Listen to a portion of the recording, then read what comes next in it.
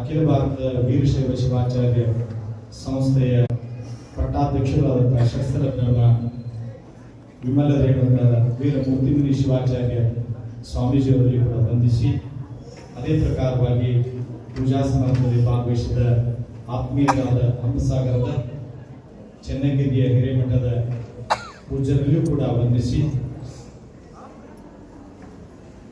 ಈ ಕಾರ್ಯಕ್ರಮಕ್ಕಾಗಿ ಸಂಯೋಜನೆಯನ್ನು ಮಾಡಿದಂತಹ ಶ್ರೀಮದ್ ವೀರಶೈವ ಸದ್ಬೋಧನಾ ಸಂಸ್ಥೆಯ ದಾವಣಗೆರೆ ಜಿಲ್ಲಾ ಘಟಕದ ಅಧ್ಯಕ್ಷರಾದಂತಹ ಶ್ರೀಯುತ ದೇವರಮನೆ ಶಿವಕುಮಾರ್ ಅವರನ್ನೇ ಮೊದಲು ಮಾಡಿಕೊಂಡು ಸಮಿತಿಯ ಗೌರವಾನ್ವಿತ ಎಲ್ಲ ಸದಸ್ಯರಿದೆ. ಅದೇ ಪ್ರಕಾರವಾಗಿ